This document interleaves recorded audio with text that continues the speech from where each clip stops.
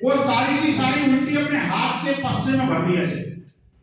सोचिए, सेवा इसको बोलते हैं। सिर्फ पैसे लगाने से सेवा नहीं होती, सेवा का भाव अपने अंदर भी होना चाहिए। उस बात को देख करके उनके साथ के जितने भी शिक्षक थे, गुरुकुल के विद्यार्थी थे, बड़े अचंभित थे। इतने बड़े महान व्यक्ति, इन्होंने इतना बड़ा काम किया और एक रोगी की उल्टी को अपने हाथ में रख दिया। आप सोचिए, ये विषय है सेवा का। आज हम छोटी छोटी बातों को लगता है यार कि मिट्टी लग जाएगी मुझे, अगर मैं गमले का काम करूंगा, पर्यावरण का काम करूंगा, गंदा हो जाऊंगा। अगर कहीं गंदगी फैल रही है तो उसको कूड़ा उठाने से हम लोग करते हैं, कई बार चिड़ी वाला आएगा, अपना नगर पालिका वाला आएगा, वो साफ करके चला जाएगा। स्वच्छता हमारा मूल मंत्र होना चाहिए। जल हमारा जीवन है, जल का एक एक जो बूंद है वो कीमती है, उसको बचाना चाहिए।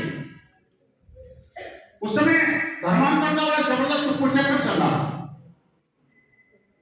नशे में युवा डूब रहे थे।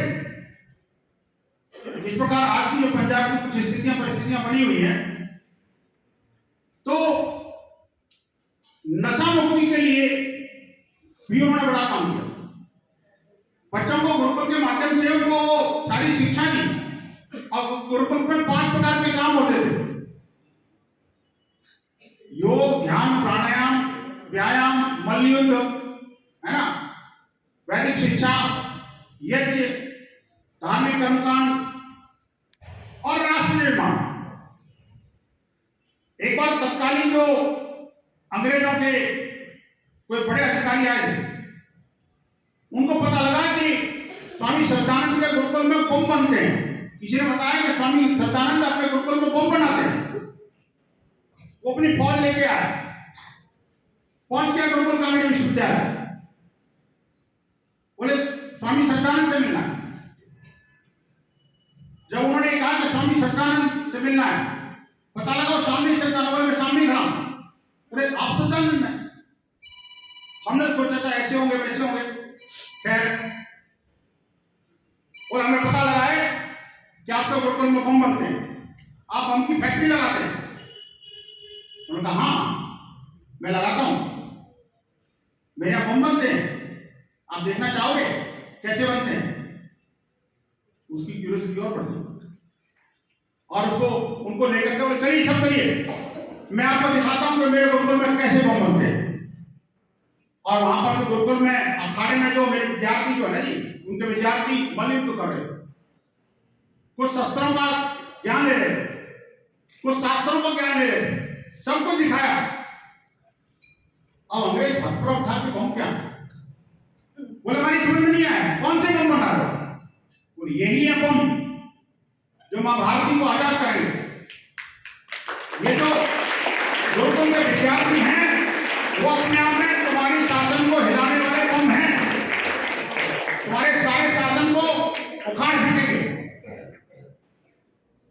हमें ऐसे बम बनना है। हम सब विद्यार्थियों को, शिक्षकों को, इस देश के नागरिकों को एक ऐसा बम बनना है जो फटने का काम नहीं करेगा, लेकिन राष्ट्र विरोधी शक्तियों को फाड़ने का काम जरूर करेगा।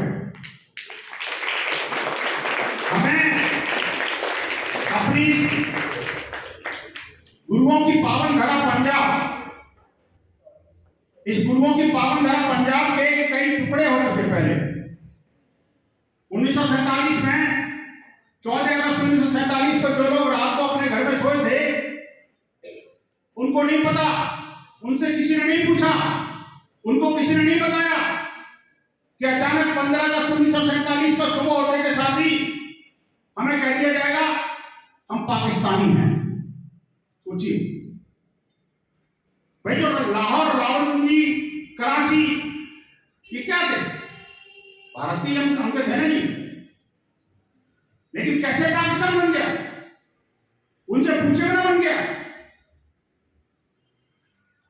बंधुओं, बच्चों, वो जो धर्मांतरण का खेल था ना जी, उसके कारण जो है बड़े पैमाने पर हिंदुओं को मुसलमान बनाया गया। डरा करके, धमका करके, लोभ लालच दे करके, प्रलोभन दे करके, शिक्षा के माध्यम से स्लो पॉइजन डाल करके और बड़े पैमाने पर जो धर्मांतरित होकर के मुसलमान बन गए तो उन्होंने देश के विभाजन की नींव रख दी थी और कहा हमें तो पाकिस्तान अलग चाहिए, हम तुम्हारे साथ नहीं रह सकते। तो पंजाब का एक बड़ा भूभाग जो बहुत उपजाऊ था वो पाकिस्तान बन गया और जो पश्चिम पूर्वी पाकिस्तान था जिसको आज बांग्लादेश के रूप में जानते हैं, वहां मां दुर्गा की भक्ति के नारे और गीत कण कण में, रोम रोम में गुंजायमान होते थे। आज वहां क्या हो रहा है? बांग्लादेश के अंदर लगातार हिंदुओं की हिंसा हो रही है, हिंदुओं को मारा जा रहा है, पीटा जा रहा है, भगाया जा रहा है, धर्मांतरित किया जा रहा है। इन सब चीजों को हमें एक युवा पीढ़ी के नाते, एक अच्छे शिक्षक के नाते देश, समाज को और धर्म को बचाना है तो साथ में लेकर चलना पड़ेगा, सबको बताना पड़ेगा और हमें एक संकल्प लेना पड़ेगा कि मैं सच्चा देशभक्त हूं। आपको याद है कि दिल्ली के चांदनी चौक में जब जनरल डायर ने एक जो अंग्रेज क्वीन थी, उन्होंने एक फरमान जारी किया जिसको कहते हैं रोलर एक्ट। जब रोलर एक्ट जारी किया, रोलर एक्ट लागू कर दिया भारत के अंदर, तो स्वामी श्रद्धानंद एक ऐसे महापुरुष थे, उन्होंने हजारों की संख्या में बंधुओं को लेकर के, देशभक्तों को लेकर के एक प्रदर्शन किया और सामने अंग्रेजों की फौज ने एकदम अचानक स्वामी जी को चैलेंज किया, रुक जाओ नहीं तो गोली मार दूंगा। स्वामी जी ने सारे कपड़े उतार के कहा, तेरे अंदर हिम्मत है तो मार गोली, मैं गोली खाने को तैयार हूं। छाती खोल दी, वो अंग्रेज डर गया, उसको लगा यार बड़ा की बात नहीं, गोली से नहीं डरता। हमें ऐसे वीर तैयार करना है। स्वामी श्रद्धानंद उस समय थोड़ा रुग्णावस्था में थे, उसी चांदनी चौक में स्वास्थ्य लाभ ले रहे थे। अचानक धोखे से एक मुस्लिम धर्मांध युवक जिसका नाम था अब्दुल रशीद, वो उनके कक्ष में घुसा और धोखे से उन्होंने गोली मार करके उनको बलिदान कर दिया। आप सोचिए ऐसे महापुरुष के जीवन को, ये तो मैंने बहुत संक्षेप में बताया है, बहुत कम बातें बताई हैं आपको। आज इस तरह की देश और विश्व के अंदर परिस्थितियां बन रही हैं। हमारे इस विद्वान यहां भी अनेक प्रकार की धार्मिक और असंस्कृतिक गतिविधियां भी चल रही हैं।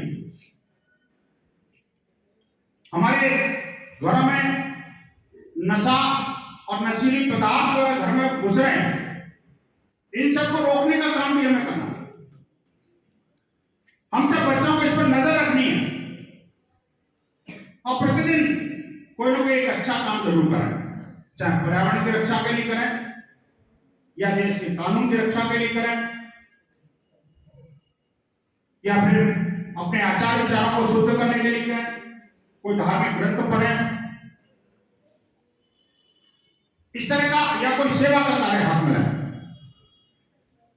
हम पढ़ाई कर रहे हैं, पढ़ाई में अव्वल रहना है, टॉप रहना है। सबके अंदर एक दूसरे के प्रति कंपटीशन होना चाहिए कि मैंने जो आज पढ़ा है वो घर जाकर के उसको होमवर्क को पहले करूंगा, सेकंड जो पढ़ाया है उसको रिवीजन करूंगा, तीसरा जो कल पढ़ाया जाने वाला है उसको प्री प्लानिंग करके एक सरसरी नजर से देखूंगा। अगर ये तीन काम आपने प्रतिदिन कर लिए तो एग्जाम के दिन आपका बर्डन नहीं रहने वाला, ज्यादा पढ़ाई करने की आवश्यकता नहीं है। हाँ, ये तीन काम के बाद एक चौथा काम और बचता है कि क्लास में आकर के सीरियसली अपने अध्यापक की बात को पूरा शब्द से सुना, ध्यान से सुना, उसके नोट्स बनाते रहे साथ साथ। मस्ती करने के लिए बहुत समय है हमारे पास। जब सालाना हमारा खेल का होगा तो उसमें मस्ती भी करेंगे, खूब खेलेंगे, खेलने में भी कोताही नहीं बरतनी अपने कहीं भी। लेकिन पढ़ाई में भी सबसे आगे रहना। स्वामी संतानंद जो है, उन्होंने ऐसे अनेक वीर वीरांगना तैयार की, और आपके जैसे छोटे छोटे बच्चों को भी उन्होंने संस्कारित किया, उनके अंदर राष्ट्र प्रेम जगाया और धर्म प्रेम जगाया। ऐसे महापुरुष की इस बलिदान दिवस पर, उनके स्मृति दिवस पर हम सब उनको कोटि कोटि प्रणाम करते हैं, नमन करते हैं।